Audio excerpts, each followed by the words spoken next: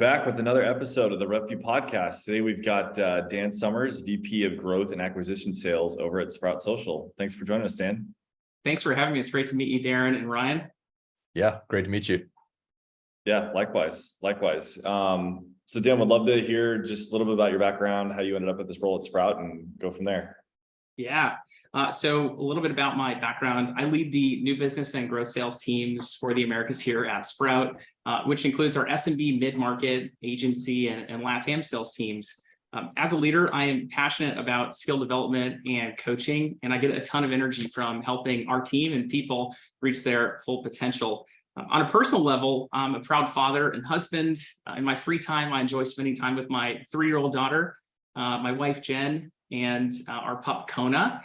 Playing tennis, which has been a humbling experience, making pizzas with an Uni pizza oven I picked up this past year, getting out on the open road on my Harleys. So I've got an eclectic mix of things, but mostly spending time with my daughter, Tori, while she's in these early years, which has been a ton of fun. In terms of Sprout, I joined Sprout a little over 5.5 years ago when we were a Series C startup with about 250 employees. We're about 35 million in rev.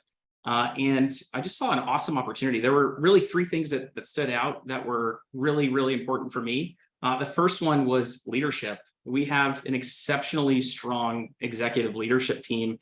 And I think I can speak on behalf of our team when I say that people would run through walls for them because of how passionate they are and values driven they are and how they put our customers and our employees first.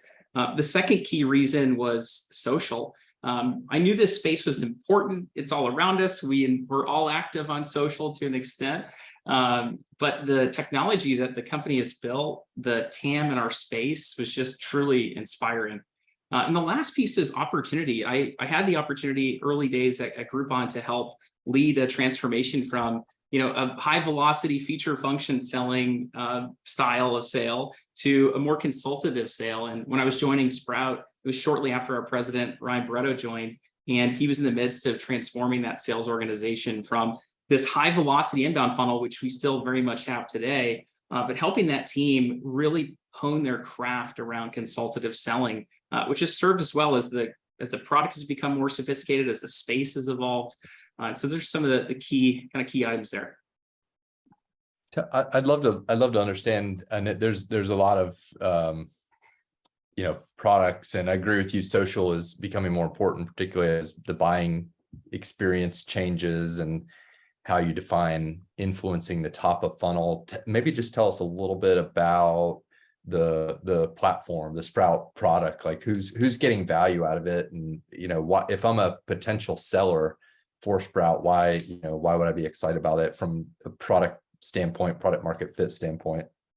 Yeah, for sure. I mean, social is pervasive, right? And it's no longer a nice to have, it's a need to have. And so at its core, Sprout is a social media management and intelligence tool that companies are using to manage conversations and surface actionable insights and data through social.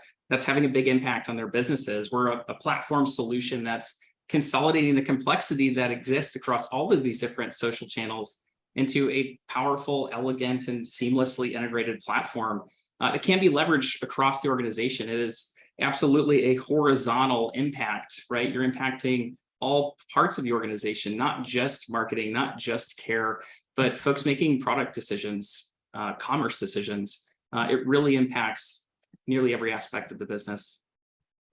Talent as well, right? Yeah, talent. Well, we just launched our employee advocacy solution, and that is again another one of the big benefits of advocacy is you're extending the reach of that department, and job postings is one of those pieces of content collateral that folks are putting out there. Love it.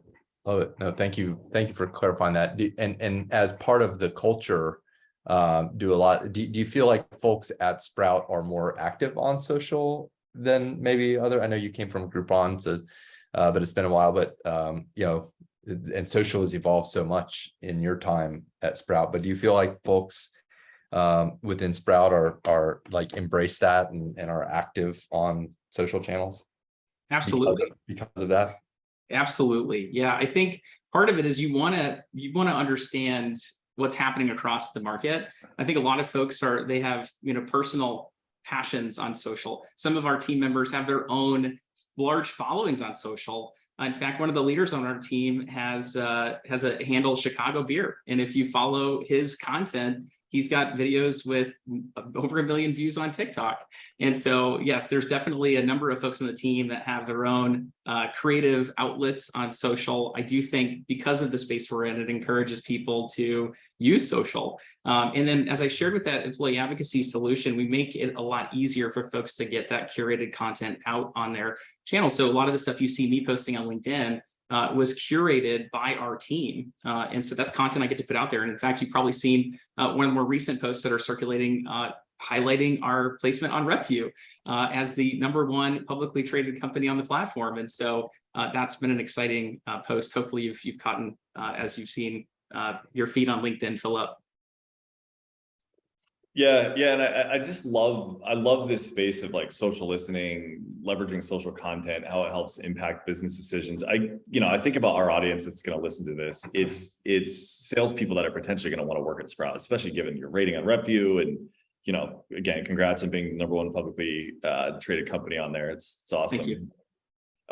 Let's get into what you're looking for in your team. You've obviously been there. You know what it's like to be successful at Sprout Social. What do you look for?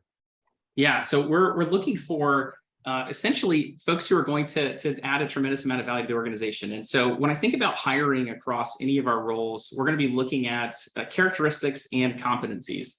And so when we're hiring for characteristics, we're really looking at 3 key things. One is interpersonal skills like emotional intelligence, great communication skills. The second is around drive. Are they goal-oriented? Are they self-motivated? Are they compassionately competitive?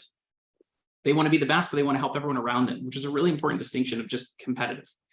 And the last, and arguably the most important, is an always be growing mindset. Someone who has extreme comfort with ambiguity and change. We're in a space that's constantly evolving. Social is rapidly evolving. Our solution's rapidly evolving. We're releasing over 100 features a year.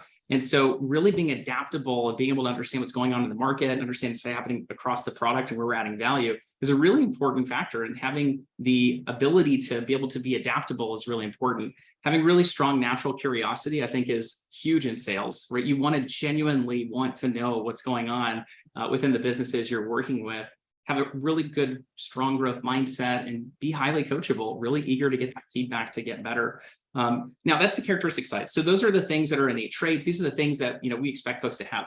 On the competency side, it's really going to depend on where we're hiring this person, right? Are we hiring them into an earlier sales role where they don't really need to have a lot of those fundamental tactical skills? We can coach and develop them. Or are we hiring them in a more advanced selling environment where we've got to make sure that they have at least the foundational skill set and the awareness to be dangerous? But we feel confidently that if someone checks all the boxes and characteristics and they check a lot of boxes and competencies, but maybe not all of them, we're going to invest in that person because we'll have conviction that our investments in them and their own motivation and desire to succeed will help them get to the levels of success that they want for themselves, and certainly we would expect for them. So how do you dig that out with, let's start with like compassionate competitiveness, because I love that take on that, because it's a lot of people that are like the Michael Jordans of the world that don't necessarily want to be, help everybody around them. Yeah. But how do you guys dig that out, like in the interview process?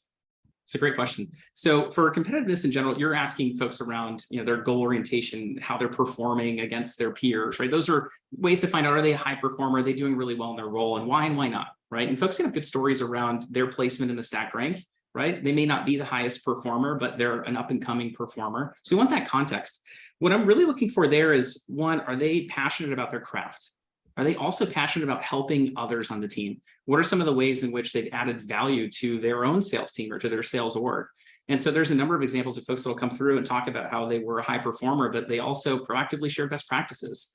They were on these committees, or they were a team lead, or they were contributing in a major way. And so finding folks that are not just great at their own craft and their own high performance, but folks who are giving back to the sales org and they're finding ways to help bring their peers along with them are typically the folks that will check that box. On the, a question back on characters. You mentioned, you made a comment about the pace of feature function at Sprout, and there might be 100 features per year, right? This is kind of diverting a little off the competency characteristic thing, but and recognizing that Sprout is ranked and rated so highly on RepVue tells us, generally speaking, the organization is very well run. But I'm curious to that one point about the mechanisms that are in place to keep your team up to speed. Like, how is that managed? How is that handled? Right, that's a lot. That's a couple of new things per week when you're, you're always trying to master the demo and master the pitch, and you've got new things being thrown at you all the time. Like, what are some of the mechanisms that your org has put in place to help your team members, get that product knowledge, in a digestible way? Yeah, it's a great question, and something that we're always keeping really top of mind. And we've evolved quite a bit, right? There's definitely a period of time in the past where we did our best, but there were still a lot of missed opportunities. And I think even now there's lots of things we're doing really well, but we're always going to try to find a way to iterate and get better here. We have a really strong partnership with our enablement team. And I think one of the things that we do generally, there's obviously the ramping and the onboarding and getting people up to speed and where they are today. But our leaders receive a deck every other week that's meeting in a box, and that's curated by our enablement team. And it's really outlining and highlighting all the different things that folks need to keep top of mind. And while there's Slack channel posts, there's emails, there's a lot of mediums by which information is shared, consolidating it into a digestible format that supports our sales leaders and being able to share that information. One, keeps them aligned to what's going on and aware, but two, empowers them and helps take some of that burden off of being able to share those updates and that information with the team as a whole. We also have some Slack integrations that give us a chance to allow folks to update certain channels with information around a product release. Our product marketing team does a phenomenal job building out a plethora of details around use cases, personas, talk tracks, and how to think about each of these major updates, right? So not every update in those 100 are going to be major updates. They're going to be refinements, and they're ways for us to make the product even better. One of the things, I'll highlight about our product is that we have the fastest time to value in the industry. So high effectiveness when it comes to usability is really important. It's a core differentiator. We talk a lot about hands on the keyboard, getting folks in the app, getting them to actually do the work, giving them the keys to the car and saying, take it for a drive. Let us know if you like it, right? But guiding them through that process as well. And so I think the combination of the way we go to market, the way that our teams are engaging in the product, the way in which we enable and support them, I think are all ways that we help. They've got a lot of reinforcement through their leaders, their team leads, their peer mentors, especially for our newer folks. And for the major items, we're running LMS courses. One of the things that's really important when it comes to learning that folks may not appreciate is that we have three primary learning modalities, right? So you've got folks who are primarily visual learners, you have folks who are kinesthetic learners, you have folks who are auditory learners. And I think one of the beautiful elements of the LMS and our approach to enablement is that we really cater to all three. We've all got a little bit of all of those, but we might have one that we prefer. Maybe a visual learner wants to see everything. A kinesthetic learner needs to get their hands on the keyboard to actually figure it out. And so I think we do a really nice job of providing a forum for folks to consume the information the way that they learn and to practice it in a way that's going to help them really make it stick. No, that's great. I think we have, Darin and I talk to a lot of leaders, and one of the themes and what we want to deliver to the folks who are listening to this is putting them in a position to succeed in their career. And part of that is putting them in a position where they're thinking about the right things so they can get the job that can help them succeed in their career, right? So when you think about how should I frame myself, how should I sell myself, how should I, or even what skills should I work on? You mentioned curiosity, and curiosity, you mentioned the benefit of, you're curious about your prospects, right? You want to know because that's discovery. And so then you're doing a great job with discovery, and then you can do a great job with translating the discovery to value. But the other piece there, and the reason I asked the question was, if you're not curious about the evolving product, and that you're going to fall behind really, really quickly with X hundred features rolling out all the time, and you're pitching, your pitch is 6 months behind, and now it's even if Sprout is ahead, you're now 3 months behind your competitors because you're not following up on that. So that's great. You've got an LMS for folks who are new to that space. That's the learning management system. So there's a formal training system in place, probably third-party software that's specifically catered and customized for Sprout's sales team so they can learn and digest all this stuff, which is another example of investing in your team and investing in the people and investing in their success. which is really great to hear. So remember that, folks, if you're listening, how you can demonstrate kind of the concept of intellectual curiosity when you're interviewing, because it sounds like similar to some other really well-run orgs that we've had on the podcast, Sprout also puts that pretty high on the list. So love hearing that, and thanks for elaborating on that. Yeah, and if I may, I'd love to add a little bit more there too. We'll ask folks, what are their biggest gaps? What are the things they're working to get better at? We'll ask them about their biggest professional failure. We'll ask them about a specific time they weren't hitting quota or metrics in their career, and what was the reason they missed, or a time that they failed, what they learned from it. We'll ask them, tell us about feedback that you've received. One of my favorite questions asked is, tell me about a time you received feedback that you didn't agree with at first, maybe surprised you, and how did you handle it? How did you tackle that conversation? What did you learn from it? Let's say you didn't agree with it at first, but maybe it had some merit after you thought about it. How did you handle that conversation? What did you do with the information? What did you learn? How did you carry that forward? And I think that there's a number of ways you can ask that question. It really is to get a sense of, did they just take did they take the feedback and they agree with it? Did they put it in practice? What else did they do to support their learning? We'll ask folks about, tell me about something you're learning, personally, even outside of work. Are they demonstrating a development of craft outside of work as well? So I think, Ryan, there's a number of ways you can kind of pick at curiosity and really see if someone is that true learn-it-all and has that growth mindset. Awesome. I mean, when I look at your professional development and training scores in RepVue, and the fact that it's ranked so high, I was like, gosh, what are they doing? And you hit the nail on the head there. And I think the fact that you're even cognizant to the fact that there's 3 different types of ways to learn, and you have content for each one of those, I've never heard that before. I've never heard an org be, 1, even that cognizant to it, and then 2, putting in solutions in place to help people along the way. So that explains a lot. Awesome. Yeah, it's something that I think a lot about. I know our enablement team thinks a lot about, and while maybe every trainee is going to check every one of those boxes super perfectly, I think the LMS items of answer this question, it's listen to this audio clip, it's watch this video, it's look at this slide deck, it's here's this handout resource. And I think as you look at how the enablement team does such a phenomenal job really piecing things together, it naturally intersects with each of those learning modalities and helps people really thrive. Yeah, I love that. Ryan, go ahead with the next one. You're up. Sure. Yeah. How are we, we've talked about, what are you looking for on the team? You've outlined that. We know what you're looking for. How do you find these folks? How are you getting the candidates? Yeah. Well, there's a couple of primary sources that are important for us. And I'll share partners is a big one. And RepVue is a big partner of ours. And I wanted to congratulate both of you on just a phenomenal platform and a huge opportunity. I think the things I wanted to share are some kind of recent stats from the team that I just learned. We've made 4 hires thus far. 2 are AEs and 2 of those are BDRs. I think one of the most compelling and exciting stats that I heard was that we're seeing a faster time to hire with RepVue candidates. That's roughly 2x the speed of the average time to hire a salesperson. And RepVue for us, in our own internal data, is converting, and candidates are converting 50% higher than other folks that we're sourcing from.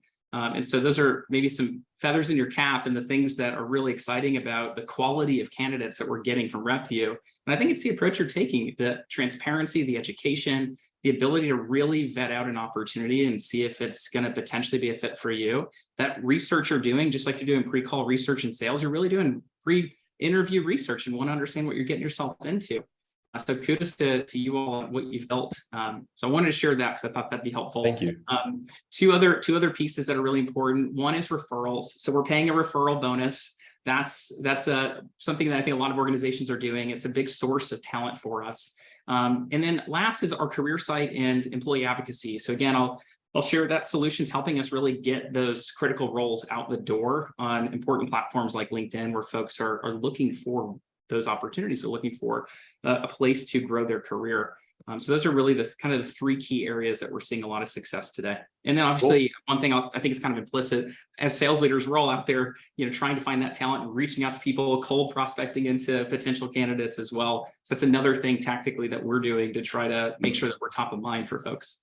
Right. Yeah. And candidates, by all means, obviously, we encourage them to leverage RepVue for research, but at the same time, and apply through RepVue, but also reach out to the team directly as well. It shows initiative, and it's a good thing to do. And you're kind of multi-threading your career opportunities as well.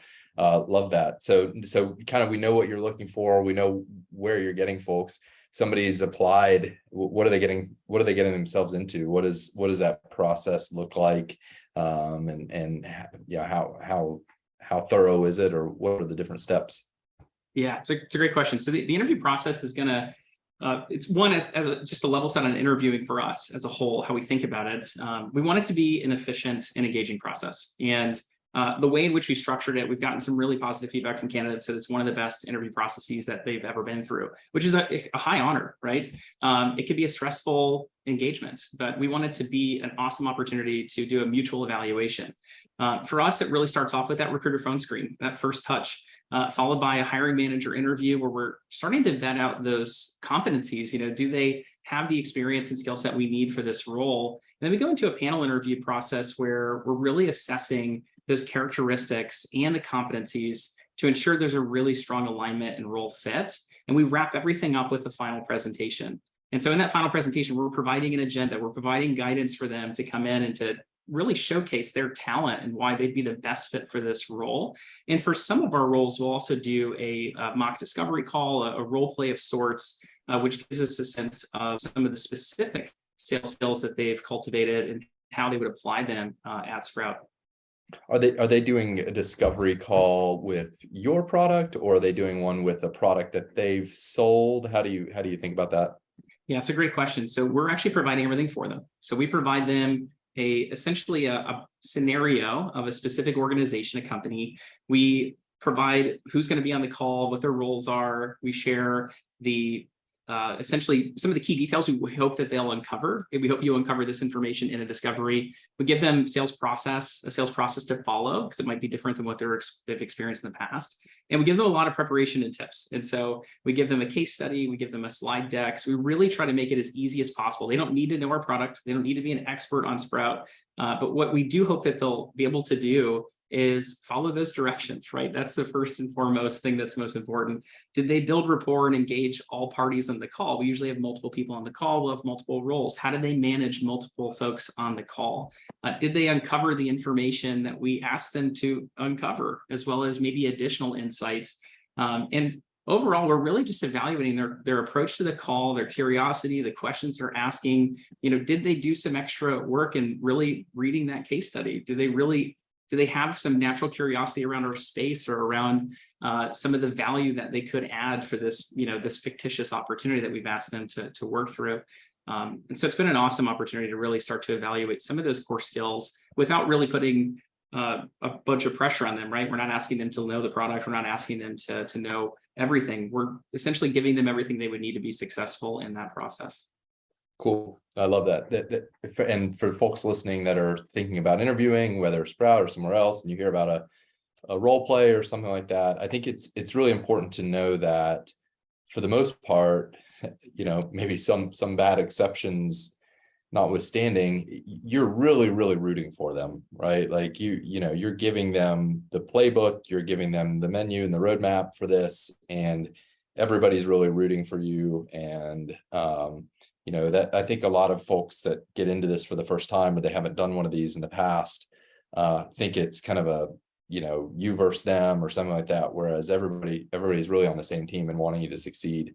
And one of the tips that I give people that are going to that situation as well is, when you get all the information, ask a whole bunch of questions again before you start clarifying, not specific discovery, but get as much clarification as you need up front before you get into that call, so that you know exactly what you want to do and you're really well prepared. So yeah, it sounds like a really reasonable process, and thanks for laying that out for us. Yeah. I think something else to add too. I love so I was at G2 back in the day, Dan, and there was, as you can imagine, the Chicago tech sales scene is not massive. And this was pre-COVID, when it was less remote hiring, and the talent pool of Chicago sales hiring was, limited to the city. I love the fact that you guys lay out exactly what people are going to be doing within month one, month 3, month 6, month 12. Like we had never, when I was at G2, we'd never really seen a job description laid out that way. And we kind of took some of the models. So number one, thank you with that. But it's just cool because I think it helps candidates picture themselves and where they're going to be and how they're going to help get there. Yeah, Darin, that's a great call out. And I really appreciate you surfacing that. I think I take that for granted because it's just part of our process, but that's called an impact job description. And so we've been very intentional about changing our job descriptions to really show what the role will be. So it's not just, hey, here's a little bit about the company and here's the minimum criteria, which is what you're going to find on most JDs. But it's a real sense of, hey, can you see yourself in this role? Does the type of work you see outlined across these milestones seem interesting and exciting to you? And I think it's a good filtering mechanism. It probably helps people self-select in or self-select out before they even hit the apply button.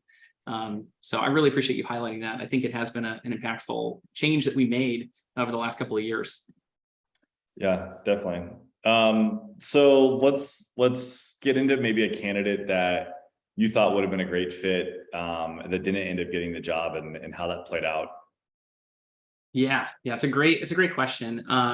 So there's a specific example that comes to mind where we had a really talented AE that had applied for the most senior sales role in my org. So we have an enterprise sales org that's going to be more senior. Folks from my team are working into the enterprise role. But within my business, we have 3 levels of sales, and they were applying for that 3rd level of sale. And ultimately, we really liked this candidate. She was incredible. She had a really strong growth mindset, tons of grit and tenacity she demonstrated. Had a lot of experiences we definitely wanted to see in the role, but hadn't had as much exposure based on her experience with strategic selling and really being in a more complex sale. And so what we were able to do in that case is introduce her to a leader for our 2nd level of sales, so our mid-market team, and let them start a conversation and really explore if that could be a better fit based on her experiences she had today. We saw tremendous potential, but we want to make sure we're setting every AE up for success. And we thought that would be a fantastic learning opportunity for her to hone the skills she would need to be really successful in that role she was initially pursuing. So that would be, selling to different business units, working with a BDR, team selling, working on strategic and multi-threaded deals with different departments and different use cases. And so that was, I think, a positive example of where we were able to say, okay, we really like you. We think this role is a role you will get to, but we think this other role might be a better fit for you today.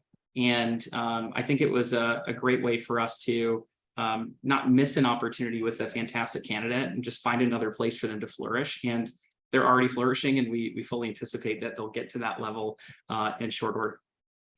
How was the initial, so you answered part of the question, which is this person is doing very well in that role, right? So my first question is did she just tell you thanks, but no thanks? It sounds like no. Sounds like that was received well enough to engage at that opportunity. Why do you think that was the case versus like, nah, I'll hold out for some role that I think I'm qualified for that's higher level? Yeah, it's a really great question, Ryan. And I think it goes down to the experience that folks have when they meet our team.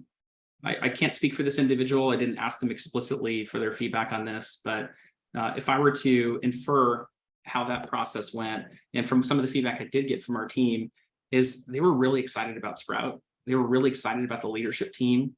The director that would be leading that team that she had applied for leads the team that she'd be working on. And so she'd be in the same org. She'd get a chance to partner with and connect with folks who are at that next level of sale.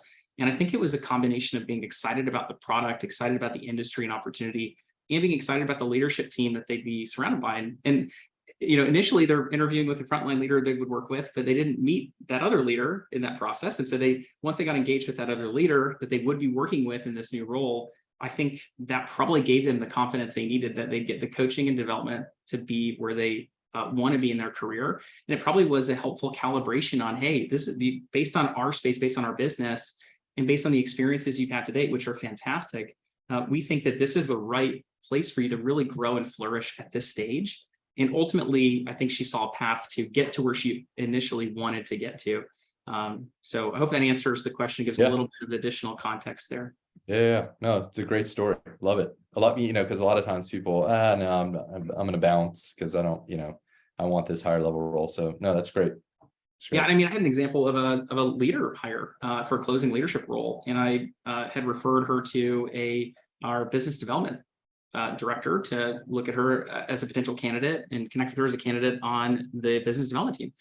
And she's joined that business development team and has absolutely flourished. And maybe one day she'll decide she wants to get into AE leadership, and we'd be thrilled to have her there. Or maybe she'll continue to grow her career in a different way. But I think just really connecting with people, really understanding where they are, being transparent about where there's opportunities and gaps, and then trying to find a place for them to flourish. And if you don't have an opportunity in your business, how can you help give them the feedback they need to find a role fit that's going to be best? Because there could be, to your earlier point, a role that's at a higher level somewhere else that might be better aligned to their skill set. And they may choose to go pursue that, and that's okay. But what can we do to make sure that we're putting them in the best possible opportunity to be successful based on what we have to offer today? I think if that's a guiding principle that that you can operate off of, I think it's a good one. Awesome. Dan, you sound like you've read some Todd Capone books. I'm a fan of Todd's. I've seen him talk a couple times at sales assembly events. And I'm a fan of Sales Assembly as well. It's just another forum for learning.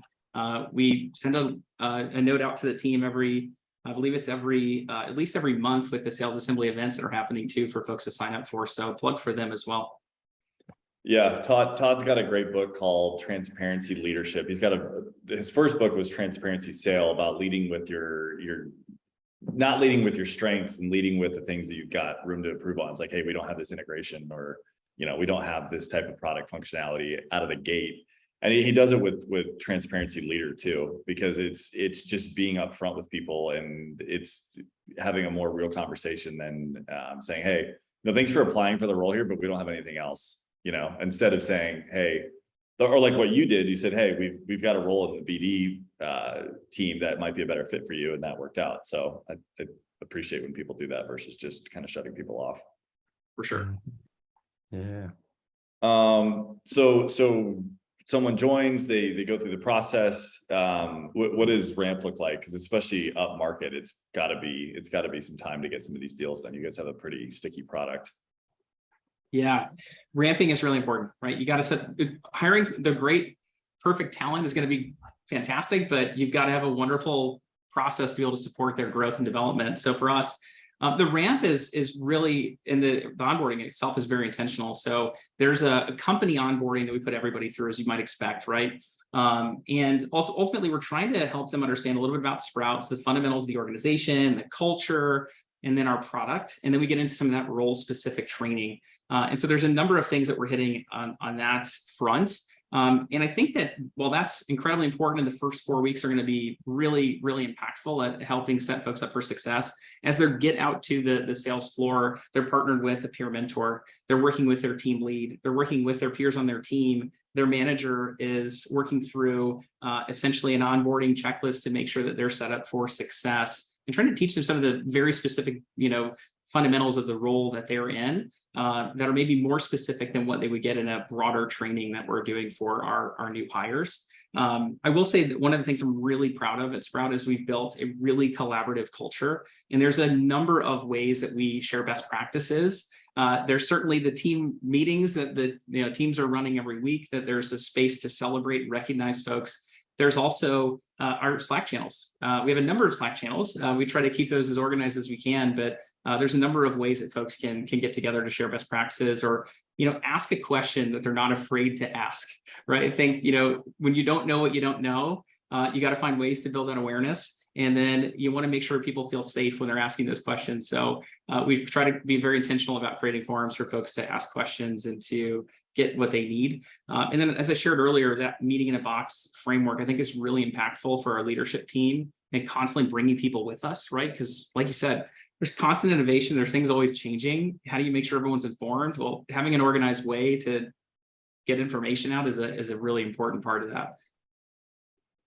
Yeah, and that, especially with the teams spread out, right? I mean, COVID obviously changed the game. We were talking earlier about how before it was the talent crew just in Chicago, and now that's spread out to basically worldwide for some companies and for a lot of companies. How do you guys keep the team connected as in a Slack world and outside of a Slack world? Yeah, both are important, right? we are a hybrid culture at this point, right? So we've got folks we have offices in Chicago, in Seattle, and in Dublin. So we have folks who choose to go into the office, and that's awesome. And we support them, and we will make sure that they have a wonderful in-office experience. We have a lot of folks that have moved or are remote. And so we're really intentional about creating a hybrid culture that works and helping people flourish based in the context of their own environment. And I think some of the ways that we try to foster that connection, despite the hybrid working atmosphere, is certainly, as I shared earlier, the team meetings are a really intimate forum, and those one-on-ones and those career development conversations are really important. That's happening at the kind of the nuclear team level. At the org level, we're doing monthly all hands, and it might be a monthly video recap. It might be an actual forum where we're getting together. I think with technology like Zoom, one thing that's really been transformational is being able to do breakout rooms, right? Being able to get people together very efficiently. I mean, imagine when we were back in the office doing any kind of breakout room was kind of chaos, right? You have people just huddled in corners. But in Zoom, we can actually be intentional about getting people to connect with one another in a breakout room forum and control the group size so that it's truly engaging and impactful. And people are off mute and they're actually conversing with one another and sharing a best practice or riffing on something that we just ran through in a team meeting. We have brought in-person meetings back this year. We had a really big one over the summer. It was our mid-year meetup. We brought in all 1,000 plus employees into Chicago for a week, and it was incredible. I mean, just to get the team back together, folks meeting face-to-face for the first time since we all went remote pre-pandemic, to where we are today. And we're intentional about trying to find those forums, right? Those forced collisions, if you will, getting people together that aren't ordinarily going to run into one another. One other way that we do it, and this is something that we were using before the pandemic, before our worlds changed. I think it's a Slack app. It's called Donut. And what it does is you opt into, hey, I want to meet someone and I want to meet them. I think it's every other week as it's set up, and it just randomly pairs you with people across the business. And so it forces those collisions, those organic connections with people who you probably aren't going to run into in your day-to-day, right?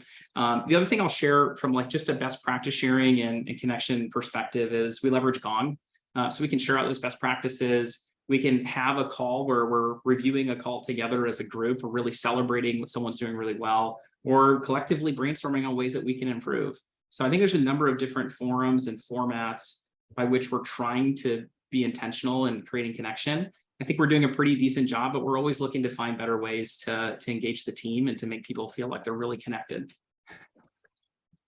Yeah, I've used Donuts in the past. I definitely think for an org that's gone from 250 employees to, you know, pushing multiple thousand at this point in that fast of a time, and especially in a world of COVID, the random water cooler interactions aren't there anymore, to your point. And that's the virtual water cooler. So I love the fact that you guys have that, and, you know, way for a salesperson to maybe connect with a product person and some idea sparks for some new feature, whatever it may be, right? So I love that you guys are doing all that. Yeah, Ryan, you're up. Yeah, typical question we ask everybody: would you have any hesitations if a sales candidate asked to check out your kind of quota attainment CRM dashboard from, you know, either directly or indirectly? How much do you share? How much would you share? Yeah, it's a great question. I would have no hesitation in sharing insight into the team's performance. We are proud of what we're accomplishing and how the teams continue to perform, which is awesome. I will say that, you know, from a context perspective for quotas at Sprout, they're designed to be attainable. And I know that not every sales org necessarily designs them with attainability in mind, but that is, you know, our philosophy is that we want them to be attainable. And so I'll share that the vast majority of our team is meeting quota. Many are consistently outperforming, and some are achieving extraordinary results, really pushing the needle and blowing out the records that were maybe previously, you know, inconceivable. And so we've seen some really inspiring performances here, but yes, would not hesitate to talk through performance or how the team's doing if a candidate were to ask that. Love it. And if they encounter somebody that won't, they can always just check RepVue, of course. Exactly. I like that you published that stat. I'm sure that's a really important one for folks to look at. It definitely drives some eyeballs. It's definitely popular. So great. Excellent. Yeah, and let's end it with this. Why, you know, if you're an AE or even an SDR or any other person in a sales role, why would you consider Sprout? I really appreciate you asking that question. I think there's a number of things I can touch on here. And one that I think stands out and probably stands out pretty meaningfully is that all 4 of our co-founders are still active in the business today after 12 years and after going public. They're very active, and it's incredible that we still get to tap into their knowledge and the vision they had and how that vision has evolved, right, over the last 12 years. They've assembled a deeply committed and passionate leadership team, and I'm extremely proud of the team we've built to support the growth and development of all of our salespeople, but all of our employees in general. As I shared earlier about our product, it's world-class. We have the fastest time to value, the highest ratings across G2. Darin, you probably know that from your days at G2. Highest ratings and customer satisfaction as well. So we not only have a great product, but we have an amazing team that's supporting our customers. One of our guiding principles is to be a joy to do business with. And that extends not only to customers, but also internally. Our TAM is absolutely massive. We have $100 billion plus TAM for our space that's continuously growing. I think that we would, if you compare this to other companies, not only in our space, but probably across SaaS, I think we would be rated as one of the healthiest culturally and financially. We've built a pretty deep competitive moat with our product and within our industry. And as I shared, just to highlight for our salespeople who are evaluating Sprout, we have high quota attainment and we have tremendous career and skill development opportunities. There are countless examples of folks who have grown their career. There's a few folks in particular that come to mind that have gone from SDR to enterprise sales at Sprout. One has reached the highest level of the sales team just recently. The other is a sales leader in our mid-market business. All 4 of the directors on my team were promoted from frontline leadership positions within the business. And so the career opportunities, the culture, the people, and it really is the people that I think are the biggest driver in everything that we do and the biggest differentiator and why someone would look at us maybe differently than other organizations. Appreciate that. Thanks for coming on, Dan. Thanks for the opportunity. It's great to meet both of you and to be here to share some insight into Sprout, and just really appreciate the opportunity. Thanks for what you do. Yeah. Congrats on the success. Sprout's amazing. We love partnering with you guys, and yeah, great job. This is fun. Awesome. Thank you.